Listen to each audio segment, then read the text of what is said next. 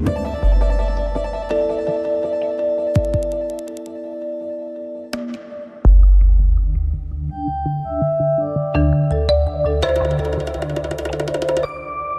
bien, c'est peut-être au fond une émission en forme de bouquet de fleurs que nous allons offrir aux auditeurs aujourd'hui, et puis peut-être à vous-même également.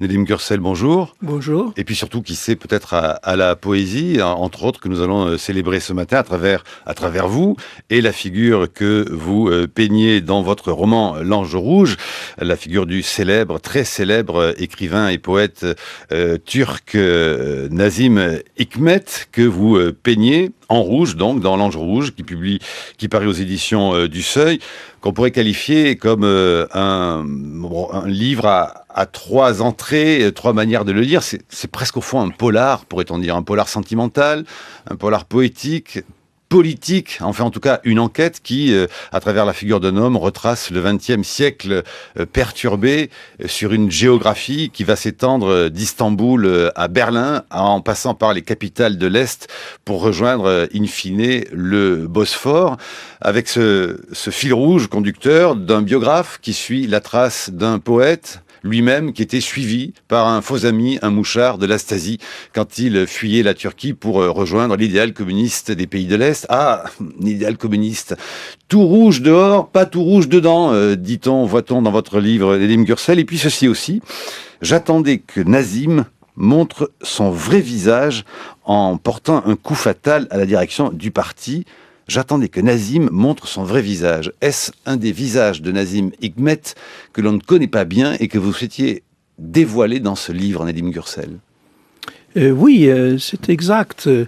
Nous avons cette image de Nazım Hikmet, le grand poète. Comment il faut dire alors, dites-le. Ah oui, alors, c'est le fameux I sans point du turc. Ouais, on a du mal, nous. Hein. Donc moi, je le prononce bien sûr, normalement.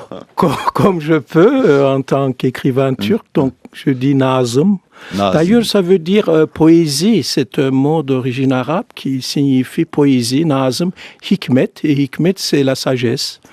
Donc, nous connaissions Nazım Hikmet comme un grand poète communiste engagé, mais nous connaissions peu de choses concernant son itinéraire politique. Alors, grâce à ce personnage de biographe, de L'Ange rouge, qui vous ressemble beaucoup. On dit qu'il me ressemble un peu, vous dites qu'il me ressemble beaucoup. Alors... On ne croit pas un mot à votre présentation quand vous dites, à part les noms réels, ce roman est une pure fiction. Bref. Hein. En tout cas, grâce à ce biographe, nous connaissons la vie de Nazım Hikmet, car il a eu une vie romanesque. Il a eu une vie sentimentale aussi très mouvementée. Que de femmes. Mais en même temps, son itinéraire m'a semblé tout à fait emblématique de ce XXe siècle, qui fut, à mon sens, le siècle du communisme. Si on considère qu'il commence avec la Révolution d'octobre en 1917, on peut dire que ce siècle du communisme finit avec la chute du mur de Berlin en 1989. Donc, de ce point de vue-là, certes, L'Ange rouge place au centre du récit cette grande figure poétique que fut Nazım Hikmet, mais il interroge aussi le XXe siècle, justement à travers son engagement au sein du Parti communiste. C'est un homme qui a beaucoup souffert après avoir passé 16 ans de sa vie dans les prisons d'Anatolie. Il a été contraint de quitter sa Turquie natale, à laquelle il était très attaché. Il a vécu en exil. Le Parti communiste turc était interdit. Il avait son siège à Berlin. Tout à fait, à Berlin-Est. Le Parti communiste turc au sein duquel Nazım Hikmet a milité, mais comme je le raconte en détail dans mon roman, il a été aussi exclu à un moment. Il a été réintégré par la suite. Pas toujours assez rouge partout, voilà. Entre guillemets. Voilà. Mais ce parti communiste turc clandestin a été autorisé en Turquie quand le communisme n'existait plus, c'est-à-dire après la chute du mur de Berlin et après l'effondrement de l'Union soviétique. Autant de dates et de moments qu'il n'a pas connus. Rappelons que Nazim Hikmet est mort en 1963. On a des doutes sur sa date de naissance. Moi, je vois plusieurs dates de naissance. Alors, c'est quoi? Il est né le 21 novembre 1901 à Salonique ou il est né le 15 janvier 1902, Nedim Gürsel? C'est sûr qu'il est né à Salonique, qui était à l'époque, c'est-à-dire au début du siècle. C'est pas très grave, en 1902, à ma connaissance, Salonique à l'époque était une ville ottomane importante. Et il y avait dans sa famille des dignitaires ottomans, notamment ce grand-père qui s'appelait Nazım Pacha et qui a été à un moment donné gouverneur de la ville d'Alep. Il était, lui, le grand-père Mevlevi. Il avait un penchant pour le soufisme et dans ses premiers poèmes, Nazım Hikmet a écrit sur les derviches tourneurs de très beaux vers. Mais Nedim Gürsel, ce roman que vous racontez encore une fois, qui a trois visages, trois facettes qui s'entrecroisent, y compris même dans la façon dont le livre physiquement est imprimé, où les typographies changent pour que l'on sache, quand on lit au fond un vieux journal d'un espion de la Stasi, quand on lit celui du biographe, il s'agit de démontrer quoi, tout de même? Que on a le droit d'avoir un engagement qui plus tard connaîtra, au fond, des critiques, qui connaîtra une très très très forte critique. Le fait d'avoir été comme Nazim Hikmet, communiste révolutionnaire, chantre de Staline, puis tout d'un coup ensuite se défiant totalement et critiquant Staline, c'est montrer que l'artiste, au fond, et son engagement, sa poésie était indissociable de son engagement politique. Les deux sont très liés. Chez Nazım Hikmet, oui, on peut l'affirmer. Le roman se construit, en fait, et comme d'ailleurs vous l'avez dit, autour de trois villes. Il y a certes la ville d'Istanbul, mais aussi Berlin et Moscou. Berlin est une ville très emblématique du XXe siècle, car elle a connu les grandes tragédies de ce siècle passé, les deux guerres mondiales, et puis après l'extermination des Juifs, l'insurrection spartakiste en 1919, qui a vu l'assassinat, car il s'agit bien d'un assassinat de Rosa Luxembourg, et pour Nazım Hikmet, Rosa Luxembourg a beaucoup compté. Figure très importante. Voilà. Alors, à partir de ces éléments, j'ai construit donc un récit romanesque dont les trois personnages que nous avons évoqués et les destins de ces trois personnages recoupent celui de Nazım Hikmet qui, lui, est au centre du récit en tant que personnage historique réel. Alors, le biographe, le diable et l'ange. Exactement. Il y a aussi İpek, la chanteuse de cabaret, cette jeune femme turque dont le personnage du biographe tombe éperdument amoureux. Et d'ailleurs, İpek signifie soie en turc. C'est un prénom de femme assez courant.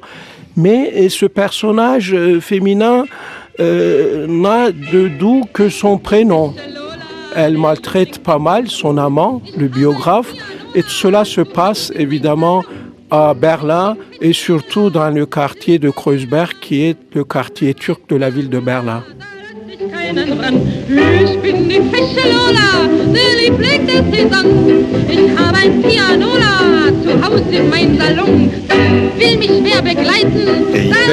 İpek, elle rappelle des souvenirs, elle lui rappelle Marlène, la voix. Tout à fait. Ça, c'est l'Ange bleu, voilà. Le film notamment.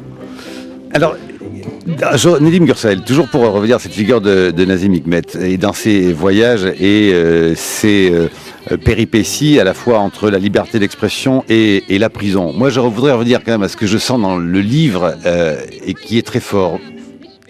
Il s'est trompé sur quelques aspects de son engagement, mais au fond, il ne s'est jamais trompé réellement sur l'art. J'ai l'impression qu'il y a une phrase clé dans votre livre pour comprendre les errements de ceux que l'on condamne parfois un peu vite. Souvenez-vous, au fond, quand on reproche à Picasso d'avoir offert une colombe et d'avoir fait le portrait de Staline. Il y a une phrase qui me semble clé.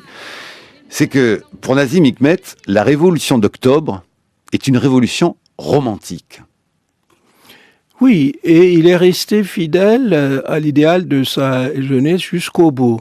Pourtant, il a été un peu déçu quand même en exil quand il a retrouvé Moscou, la ville de sa jeunesse, où il était devenu communiste. Quand il y est retourné, c'était l'époque stalinienne, en 1951. Staline n'était pas encore mort.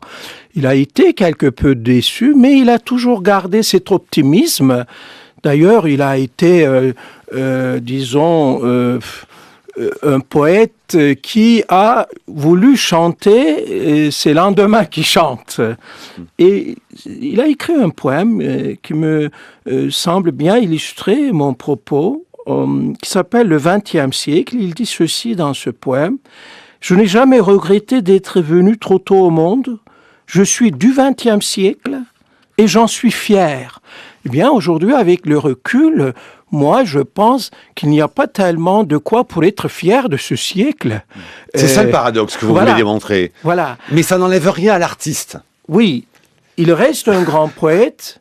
Il est tombé un peu dans l'oubli, il faut le dire, en France. En Turquie, il reste toujours présent. Quand je suis venu en France dans les années 70, Nazım Hikmet était très connu. Mais le Parti communiste avait aussi 20% des voix. Je crois que c'est un peu la conjoncture politique qui a fait qu'aujourd'hui, les jeunes ne le connaissent pas, et une raison de plus pour qu'ils lisent ce roman, car c'est un personnage emblématique du XXe siècle. Voilà, on le suit vraiment, et puis on le suit vraiment pas à pas dans ce moment de sa vie et de ses voyages. Alors, il a existé ou pas, cet agent de la Stasi, follement amoureux de lui, et qui, sous prétexte d'être son ami, livre des renseignements et tous ses gestes à la direction du parti? Oui, ce personnage, au début du roman mystérieux, qui s'appelle Ali Al-Bayrak, est aussi homosexuel. Donc, il est amoureux de Nazım Hikmet, qu'il appelle Şair Baba, le papa poète. Alors, vous savez, c'est très curieux. Moi, j'ai inventé ce personnage, bien sûr, qui est négatif, par opposition à ce concept jdanovien du personnage positif qui a été imposé aux écrivains engagés dans les années 30, à l'époque stalinienne. Alors, donc, le lecteur apprend beaucoup sur la vie de Nazım Hikmet en exil, notamment sur sa vie privée, à travers ses rapports que j'ai inventés, mais ce qui est écrit dans les rapports correspond à la réalité. Est-ce que ce personnage a existé? Question très pertinente. Moi, je croyais qu'il n'avait pas existé, mais j'ai fini par trouver qu'il a bel et bien existé. La réalité a rattrapé la fiction. Parce que, en travaillant dans les archives du Comintern, je suis tombé sur un rapport qui a été envoyé, non pas à la Stasi, mais au comité central du Parti communiste soviétique en 1951, et qui relate le voyage de Nazım Hikmet en Bulgarie, comme il est question dans ce roman. Et oui, il y a le passage par la Bulgarie. Un rapport de 5 pages où on dit qu'est-ce qu'il a fait, qui il a vu, qui il a rencontré, etc. Donc, tout d'un coup, mon personnage de Mouchard, finalement, a réellement existé. Il a déjà écrit un rapport. Peut-être y en a-t-il d'autres, c'est sûr. En tout cas, à partir donc de ce roman, de ce rapport, on peut dire que toute la deuxième partie du roman a gagné en crédibilité. Mais par rapport à la fiction. Que craignait-on de lui? C'était un homme qui avait beaucoup de charme, qui était très courageux, et il n'aimait pas beaucoup les statues. Alors qu'on a tendance, aujourd'hui en Turquie, à faire de Nazım Hikmet une statue. Il préférait les chiens dans la rue.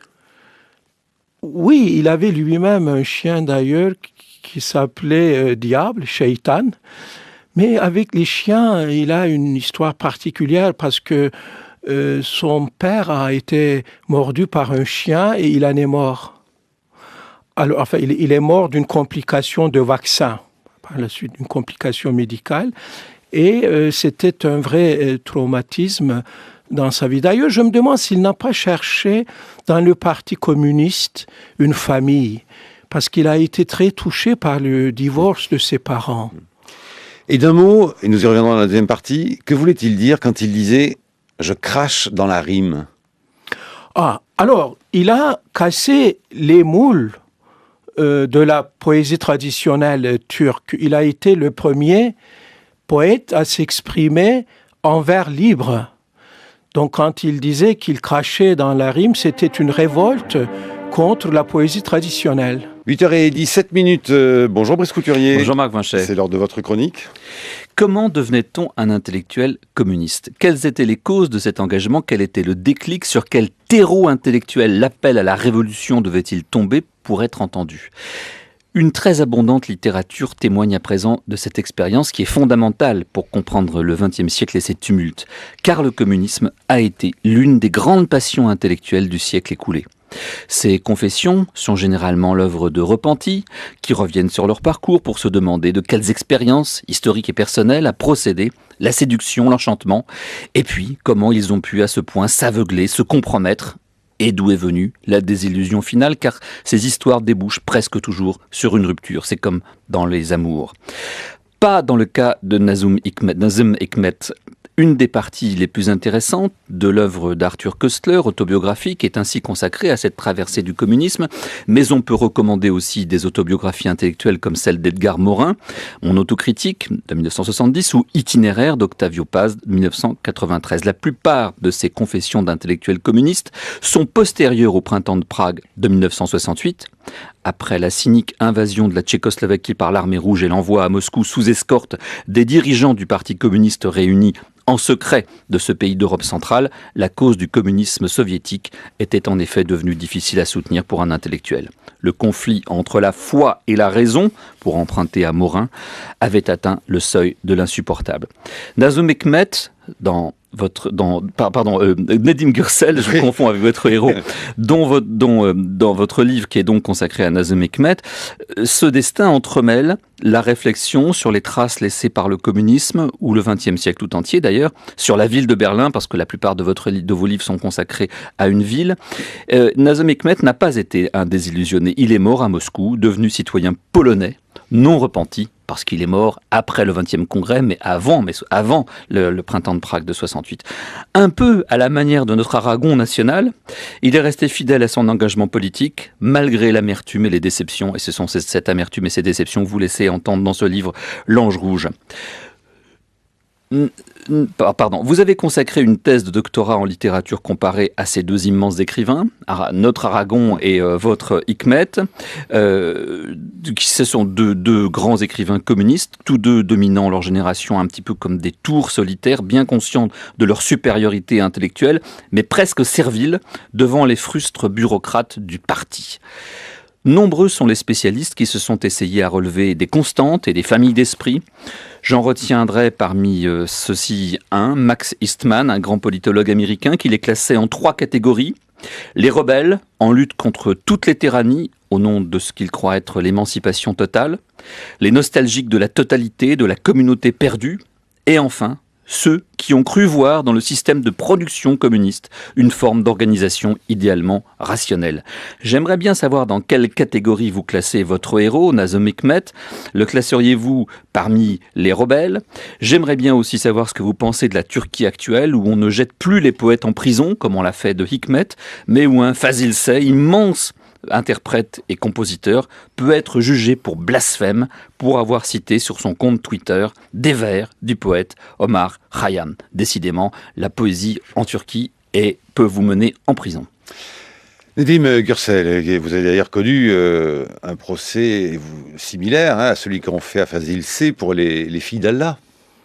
Oui, j'ai été accusé de blasphème, l'article 216 du code pénal turc. Vous dites ça en souriant, Nedim Gürsel. Parce que dans un pays laïque, en principe, le délit de blasphème ne doit pas exister. Et aujourd'hui, on fait la vie difficile à Fazıl Say, qui est un grand compositeur et musicien. Malheureusement, la liberté d'expression en Turquie reste encore problématique. La Turquie n'arrive pas à franchir cette étape qui est quand même indispensable à une démocratie, c'est-à-dire on ne peut pas condamner quelqu'un pour ses idées. On ne doit pas, et pourtant la Turquie n'arrive pas encore à surmonter cette difficulté. Il y a des journalistes en prison en Turquie. Oui, il y a des journalistes en prison en Turquie. C'est régulièrement dénoncé tout de même, oui. Et aussi quelques éditeurs, enfin Ragıp Duran, Ragıp en tout cas, éditeur des éditions belges, vient de sortir de la prison. Il y a aussi quelques académiciens qui ont été arrêtés récemment. Moi, je constate qu'il y a en ce moment en Turquie une dérive autoritaire. Brice Couturier. Alors précisément, la question qu'on se pose, c'est on donne toujours, nous-mêmes ici à ce micro, souvent la Turquie comme modèle de ce que pourrait être un islam démocratique comme il y a eu une démocratie chrétienne en Italie, en Allemagne et ailleurs. On donne cet exemple notamment dans les révolutions arabes. On dit il n'y a pas que le modèle iranien qui débouche sur la tyrannie, il y a aussi la démocratie islamique turque. Est-ce que cette démocratie islamique turque, elle va vers le sens de plus de liberté ou de moins de liberté? Et deuxième question dans la question, parce qu'il faut quand même parler de l'actualité aussi voilà. Vis-à-vis de l'Europe. La Turquie vient de donner, c'est hier je crois, un deadline, une date limite, 2023. Si en 2023 l'Union européenne n'a pas accepté la Turquie, elle ne représentera plus sa candidature. D'où ma question, est-ce qu'un pays qui censure des écrivains et des artistes pour un tweet, a sa place ou non dans l'Union européenne? À votre avis? Nedim Gürsel. Écoutez, le parti du Premier ministre Erdogan, AKP, est au pouvoir depuis 10 ans. C'est un mouvement, c'est un parti qui se dit démocrate conservateur, mais issu d'un mouvement islamiste, qui s'est réformé. Au début, il a voulu faire des réformes, et à mon avis, pour contrecarrer un peu le poids de l'armée sur la scène politique, il a fait des réformes dans le bon sens pour que la Turquie soit membre entier de l'Union européenne. Les négociations d'adhésion ont commencé en 2005, octobre 2005. Mais depuis cette date, les choses n'ont pas progressé. Et il y a eu aussi, il faut le dire, de la part de certains dirigeants européens, dont M. Sarkozy, un discours du rejet qui a été très mal ressenti en Turquie. Et ce discours-là a renforcé le camp des nationalistes, des anti-européens. Aujourd'hui, et je le regrette, j'ai l'impression que la Turquie, de son côté, a tourné la page européenne. Moi, je suis un fervent partisan de l'adhésion de mon pays. Vous l'avez écrit beaucoup, signé. À l'Union européenne. J'ai même écrit un livre qui s'appelle « La Turquie, une idée neuve en Europe » pour défendre cette cause. Mais aujourd'hui, je constate que la Turquie s'éloigne de plus en plus de cette perspective. Je le regrette. Et pour répondre très précisément à votre question, évidemment, un pays qui emprisonne ses journalistes, qui poursuit en justice ses artistes, n'a pas sa place en Europe, car la liberté d'expression est une valeur importante de l'Union européenne. Oui, mais la Turquie, à la différence des pays d'Europe centrale et orientale qui nous ont rejoints à l'occasion de l'élargissement, a un destin alternatif, puisque la Turquie, ce qu'on sait moins en Europe, en France, est une puissance régionale, non seulement au Moyen-Orient, où elle attise effectivement les révolutions arabes, parce qu'elle représente une démocratie islamiste, mais aussi en Asie centrale, parce que beaucoup d'anciennes républiques soviétiques, en fait, ont des langues turques. D'ailleurs, on le voit quand votre héros Hikmet se rend en Azerbaïdjan, on voit qu'effectivement, la Turquie est une immense puissance culturelle dans cette région du monde. Donc, elle a une alternative à l'Union européenne. Si l'Union ne veut pas d'elle, elle peut devenir une puissance régionale dans cette partie du monde. Je crois que la Turquie est déjà devenue une puissance régionale. C'est pour cela que c'est dans l'intérêt de l'Union européenne de l'intégrer en son sein. Mais de son côté, la Turquie doit quand même faire des efforts en ce qui concerne la démocratie. Surtout ça, parce que sur le plan économique, je crois que la Turquie s'en sort pas mal.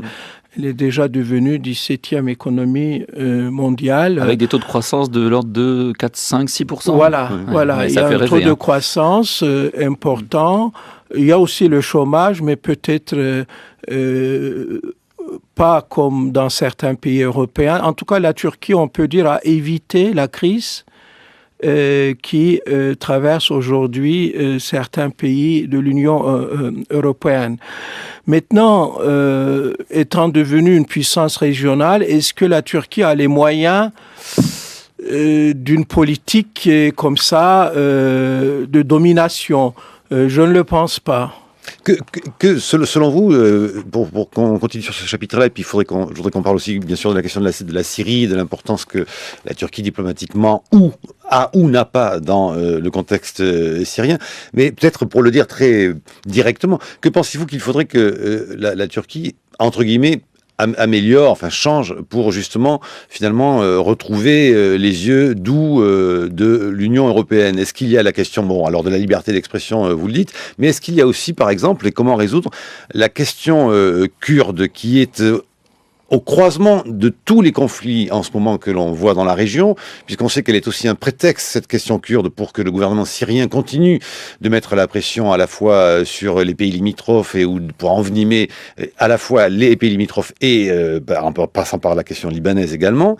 Et comment le pouvoir turc peut-il résoudre cette question? Il y a eu une très grande grève de la faim en ce moment de détenus kurdes en Turquie qui met la pression sur le gouvernement, et qui réclame au fond, ces militants turcs, le droit à l'éducation en langue kurde ainsi que le droit d'utiliser leur langue maternelle dans les tribunaux. C'est un des exemples, ce qui leur est refusé actuellement. Est-ce que ça fait partie, entre autres, du deal, si j'ose dire, Nedim Gürsel? Écoutez, la question kurde est fondamentale. Il y a eu de la part du gouvernement une ouverture, une volonté politique il y a quelques années pour résoudre ce problème, mais maintenant il y a un recul. Cette ouverture n'a abouti à rien et c'est le conflit total. Alors en lisant cette dépêche, la grève de la faim des détenus kurdes met le gouvernement sous pression. Je me suis dit qu'il y a quand même 47 jours, ils sont 47 jours, 700 prisonniers, 47 jours dans 5 ans de prison. Continuité. Nous avons parlé tout à l'heure de Nazım Hikmet, cette grande figure poétique du XXe siècle. Eh bien, comme je le raconte dans mon roman, il a fait aussi, pour pouvoir sortir de la prison, une grève de la faim. En 1950, quand le Parti démocrate a été élu, il y a eu une amnistie générale. Tous les détenus de droit commun ont été libérés, mais pas Nazım Hikmet, qui pourrissait en prison depuis 12 ans, parce que le gouvernement le considérait comme un poète dangereux. À l'époque, la Turquie était un pays très anticommuniste, qui était entré dans la zone d'influence de l'impérialisme américain. Donc, il ne voulait pas libérer Nazım Hikmet et il a fallu qu'il fasse une grève de la faim pour pouvoir sortir de la prison. Alors, c'est curieux, 50 ans plus tard, un demi-siècle plus tard, il est toujours question d'une grève de la faim en Turquie en ce qui concerne les détenus kurdes. Cela ne me rend pas très optimiste. En l'an 2000, l'État turc avait mis fin à un mouvement de grève de la faim qui avait été suivi par des centaines de détenus. C'était une grande tragédie, il y a eu des morts. 28 morts. Comment vous pensez que les choses vont évoluer? Eh bien, c'est l'affrontement, ça évolue mal. Et le seul espoir que j'ai, c'est ce projet d'une nouvelle constitution, beaucoup plus démocratique que celle que nous avons actuellement, héritée de la période du coup d'État de 1980. Si cette nouvelle constitution, s'il y a un consensus entre les partis politiques pour faire une constitution, disons, démocratique digne de ce nom, peut-être que la question kurde pourra être résolue dans ce nouveau cadre constitutionnel. Cela dit, il faut rappeler aussi qu'il y a une organisation, le PKK, qui mène une guérilla. Donc il y a aussi un conflit armé entre les forces de sécurité et cette organisation, ce qui ne rend pas les choses faciles. Il y a pourtant un parti kurde qui est représenté au Parlement et qui défend la cause kurde. Donc, le système parlementaire, malgré ces défauts que nous avons évoqués tout à l'heure, fonctionne et ça, c'est une bonne chose aussi. Et dans les épines à enlever, si j'ose dire, et à résoudre, Brice, il y a aussi bien sûr la question du génocide arménien, qui n'est pas une mince affaire. Ça progresse. Bon. Ça progresse. Le gouvernement turc a accepté quand même de reconnaître une certaine forme de culpabilité. Et surtout, chez les intellectuels, le génocide arménien fait l'objet d'une reconnaissance de plus en plus ouverte. Où l'on retrouve Nazim Hikmet, d'ailleurs aussi. C'est exact. J'ai été un des premiers signataires de cette pétition qui demandait au gouvernement turc de présenter officiellement des excuses pour cette grande tragédie que le peuple arménien a connue en 1915. Il y a eu aussi une ouverture. Vous avez raison de dire que les choses bougent, mais pas assez à mon sens. Le problème arménien n'est plus un tabou en Turquie. C'est un sujet de débat et c'est déjà une bonne chose que les gens puissent s'exprimer et dire leur point de vue sur cette question douloureuse. Bakkal Karabet'in ışıkları yanmış. Affetmedi bu Ermeni vatandaş. Kürt dağlarında babasının kesilmesini. Fakat seviyor seni. Çünkü sen de affetmedin bu karayı sürenleri Türk halkının alnına. Une archive, la voix de Nazim Hikmet. Oui, écoutez, c'est très émouvant. J'avoue que je ne m'attendais pas à entendre la voix de Nazim Hikmet à cette émission. Et justement, c'est un poète qui date de 1951. Absolument. Ce qui veut dire que Nazim Hikmet a été le premier à dénoncer ces deux problèmes qui hantent encore la Turquie, c'est-à-dire le problème du génocide arménien, puisqu'il parle de cela dans ses vers, et aussi du problème kurde. Nazım Hikmet, sur ce plan, n'avait peur de personne. Il s'exprimait librement. Pour répondre à votre question de tout à l'heure, en cela, il était rebelle. Mais il était rebelle contre tous les tabous. Et contre, évidemment, vu son engagement communiste, le capitalisme. Les lampes de l'épicier Karabet sont allumées. Le citoyen arménien n'a jamais pardonné que l'on ait égorgé son père sur la montagne kurde, mais il t'aime parce que toi non plus tu n'as pas pardonné à ceux qui ont marqué de cette tache noire le front du peuple turc. Traduction du poème que nous venons d'entendre. Brice Couturier. Je voudrais revenir à votre livre L'Ange Rouge, Nedim Gürsel, parce que évidemment, on se dit il aurait pu faire une biographie de Hikmet. Mais surtout, ce qui me paraît évident, c'est le parallèle qu'il y a entre votre propre biographie et la sienne. Il a passé 12 ans de prison dans les geôles turques et ça ne devait pas être du gâteau tous les jours. Il est parvenu à s'échapper à la suite d'une grève de la faim et il est parti à Moscou, s'y réfugier. Vous-même, en 1980, vous avez été chassé par un coup d'État militaire. Vous êtes réfugié à Paris, ça valait mieux que Moscou. Vous y avez fait une brillante carrière littéraire et universitaire. Dans quelle mesure vous vous identifiez avec votre héros et pourquoi avez-vous choisi la forme d'une fiction ? Un soi-disant agent de la Stasi qui s'appelle à la fois l'ange et le démon vous remet un dossier qui est écrit du point de vue de la police politique communiste sur Hikmet, plutôt que d'écrire simplement une biographie. Pourquoi ce détour par la forme romanesque et pourquoi ce détour par la ville de Berlin ?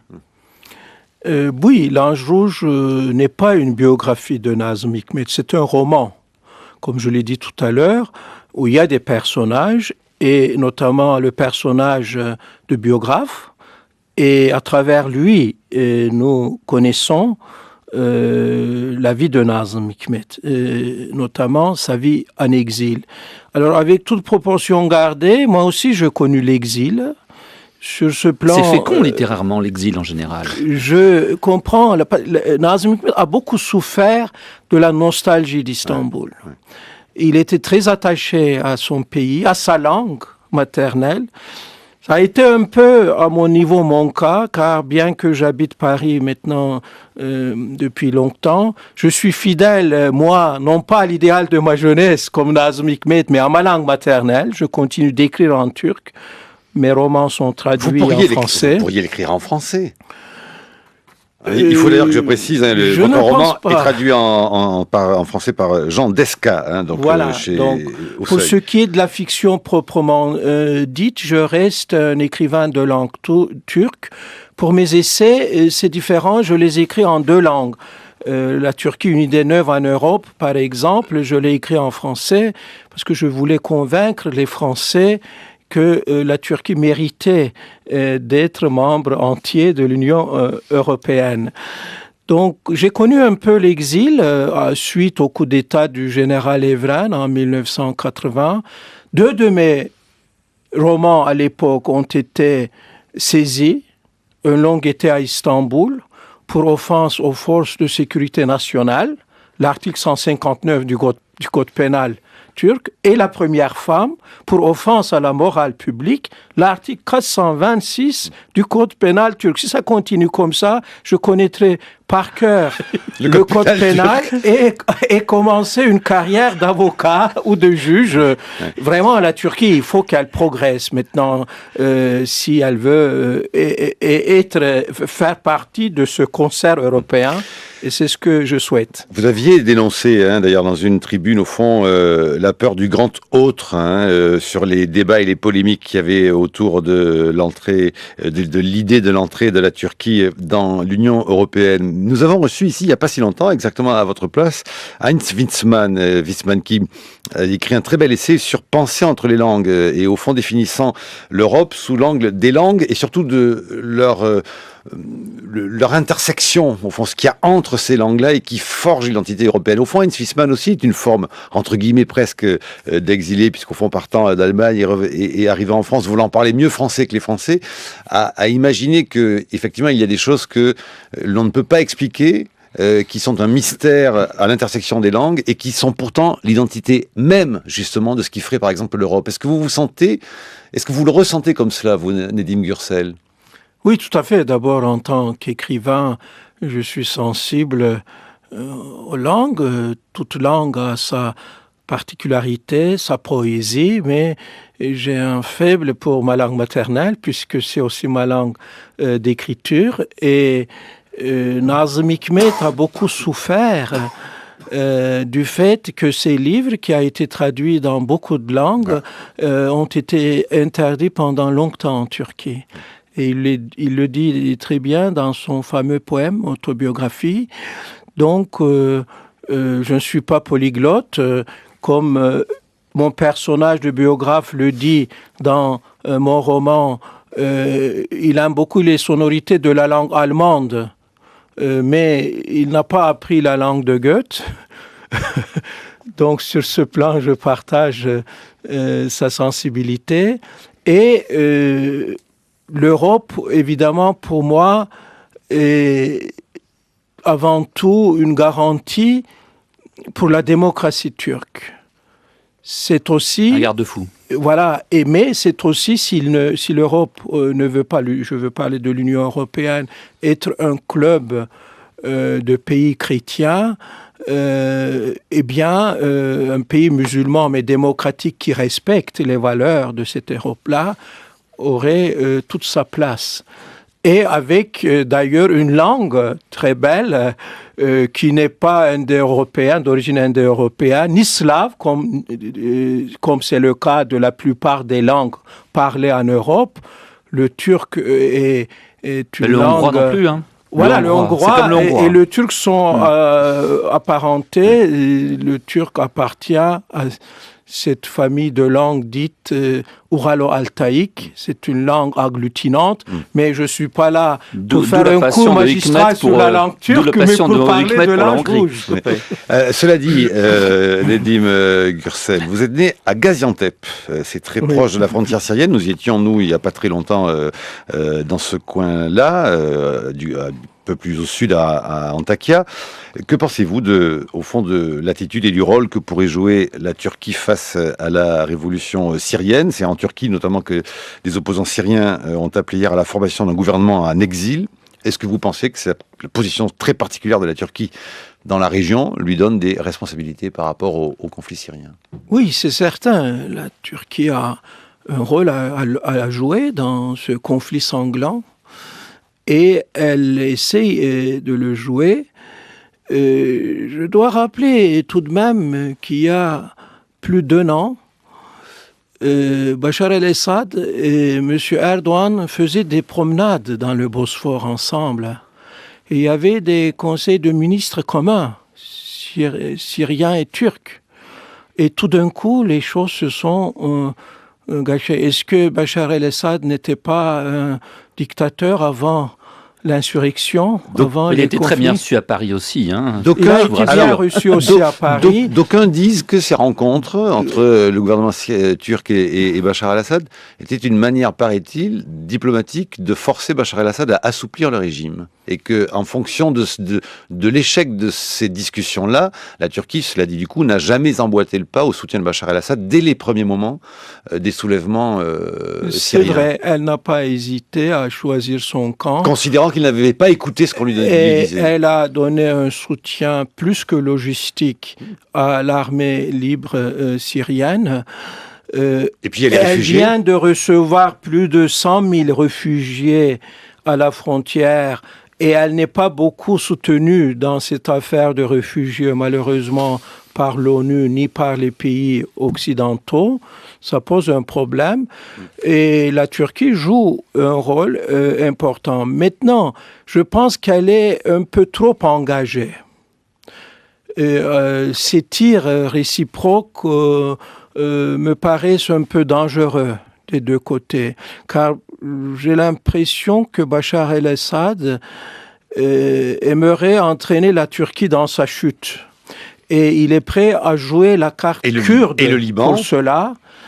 Et le Liban, tous les voisins. Alors, tous les voisins. L'explication des bombardements syriens sur les Kurdes. Et la Turquie doit être attentive elle ne doit pas tomber dans ce piège.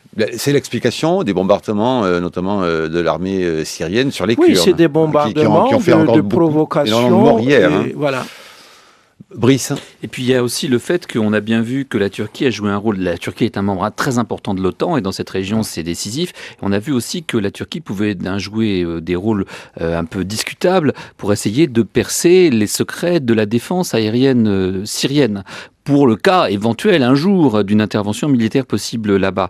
Donc c'est une position très dangereuse en effet pour la Turquie, parce qu'elle ne souhaite pas se laisser entraîner dans ce conflit, mais si un jour il devait y avoir une intervention, parce qu'on peut imaginer qu'un jour ce conflit ayant tué des dizaines voire des centaines de milliers de personnes, il faudra bien y mettre un terme, on ne voit pas par quel autre biais ça pourrait se faire que par la Turquie. C'est la seule puissance militaire régionale dans la région qui en a les moyens, sinon la volonté politique. Oui, tout à fait. Au moment de la guerre en Irak, les États-Unis voulaient aussi ouvrir un second front dans le nord de l'Irak. Et la Turquie n'a pas joué ce jeu. Enfin, à quelques voix près, une motion n'a pas été votée au Parlement. Sinon, la Turquie serait impliquée dans ce conflit. Est-ce que ça aurait été une bonne chose pour la Turquie? Je ne le pense pas. Nedim Gürsel, on voit que d'ailleurs tout de même ce sujet n'est pas si éloigné que cela de l'Ange rouge, puisque vous l'avez dit tout à l'heure, on en a parlé, il y a bien sûr la figure, le nom d'Alep, qui est présent notamment dans la vie et la famille de Nazim. J'allais dire de Nazim Gürsel. Il y aura toujours de Nazim Hikmet. Est-ce que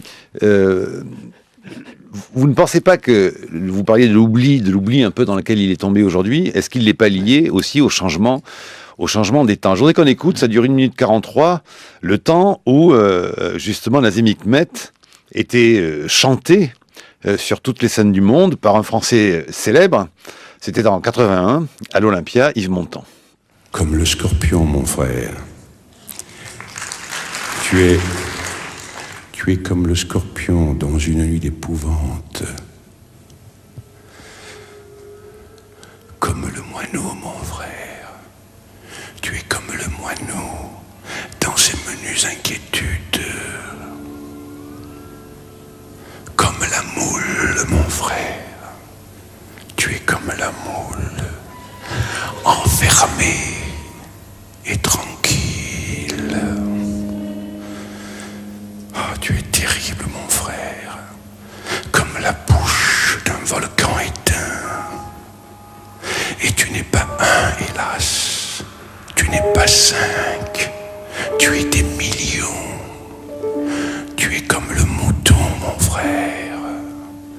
Quand le bourreau a habillé de ta peau, quand le bourreau lève son bâton, tu te hâtes de rentrer dans le troupeau et tu vas à l'abattoir en courant presque fier. Tu es la plus drôle des créatures, en somme,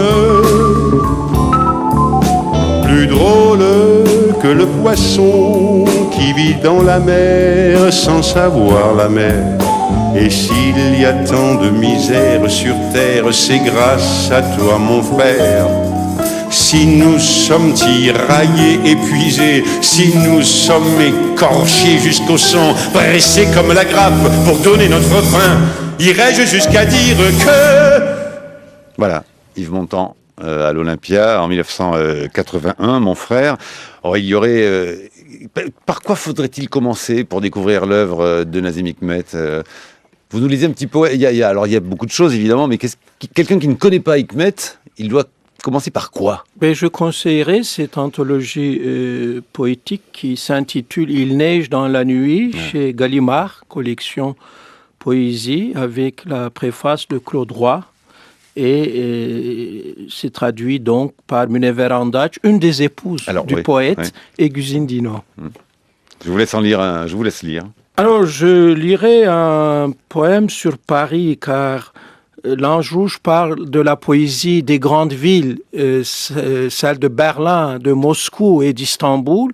Eh bien, Nazım Hikmet a écrit sur Paris. Il est venu plusieurs fois à Paris. Et voilà ce que ça donne. Quelle ville ressemble au vin? Paris. Tu bois le premier verre, il est âpre. Au second, il te monte à la tête. Au troisième, impossible de quitter la table. Garçon, encore une bouteille. Ensuite, où que tu sois, où que tu ailles, tu es accro de Paris, mon vieux. Quelle ville demeure belle même s'il pleut 40 jours durant? Paris. Fils de Hikmet, dans quelle ville voudrais-tu mourir? À Istanbul, à Moscou et aussi à Paris. À quel moment Paris devient-il laid? Quand on met à sac les imprimeries et qu'on brûle les livres. Qu'est-ce qui n'est pas saillant pour Paris? Les cars noirs aux vitres grillagées. Dans quelle ville as-tu mangé le pain le plus pur? À Paris. Les croissants au beurre surtout, à croire qu'ils sortent du boulanger à Şehzadebaşı à Istanbul. Ce que tu as le plus aimé à Paris, c'est Paris. À qui as-tu porté des fleurs, camarade? Au mur des fédérés et aussi à une belle, fine comme la branche. Parmi les tiens, qui as-tu rencontré à Paris? Namık Kemal, Ziya Pacha, Mustafa Soupi, et puis la jeunesse de ma mère. Elle fait de la peinture. Elle parle français, elle est la plus belle du monde. Et puis j'ai rencontré aussi la jeunesse de Mimi. Bon, à qui Paris ressemble-t-il? Aux Parisiens. Est-ce que tu crois en Paris, fils de l'homme? Je crois en Paris.